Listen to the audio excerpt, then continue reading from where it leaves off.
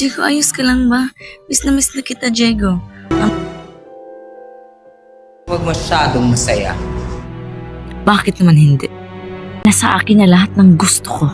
Para ikaw na kaluluwa, pero dahil sa gigil mong mabuhay, Kaluwa ka na ngayon, Krisan. Akin ang buhok to. Akin ang buong buhay mo.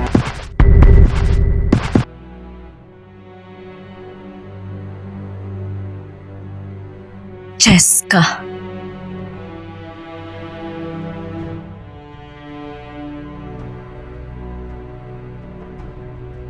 Buhay ka nga. Paano ka nakabalik, ha? Di ba kinuha ka na ng kadiliman? Pwede ba umalis ka na dito dahil bahay to namin ng nanay ko?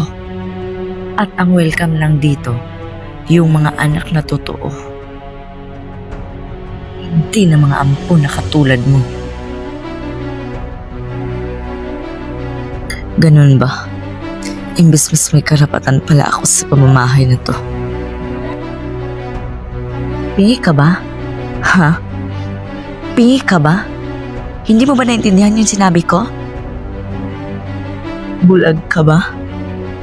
Crisel, hindi mo ba nakikita kung sino ang kaharap mo ngayon?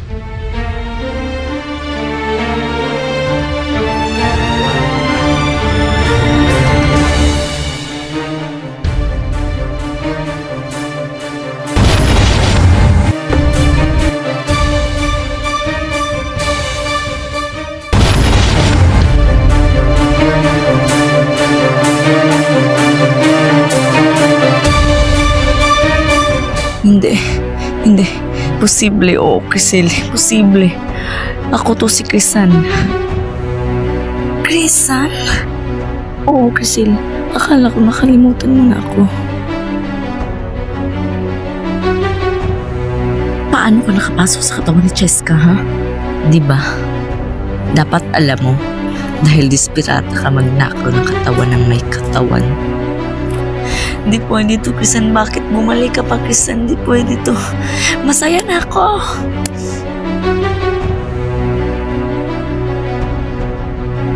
Wala kang konsensya, Crisel. Paano mo nagawa to sa akin? Paano mo natin napatayin ako na agawin mo ang katawan ko, ha? Ganun ka na ba talaga kasama, Crisel? Krista, nagbago ka lang ng itsura at katawan. Pero ganun ka pa rin, ang dumi-dumi pa rin, nagnakaw ka naman ng katawan na. Dito pwede, Krista. Ngayon, Krista, hindi mo na sa akin mabawi ang katawan ko. Ito ang kapalit sa ginawa mo sa akin. Mula si Crisel. Nay, hindi totoong sinasabi ni Cheska. Nay, huwag kang maniwala sa kanya. Siya ang nagsimula nito, hindi ako, Nay. Nay, huwag kang maniwala sa kanya. Nay, si Cheska ang may kasalanan nito. Paano ako maniniwala sa iyo? Kitang-kita ko ang nangyari kanina. I love you. Krisan, nakwento ko na ba sa'yo na boyfriend ko na si Diego? Alam mo, Krisan, hinalikan niya ako. Alam mo, Krisan, magdi-date kami ngayon.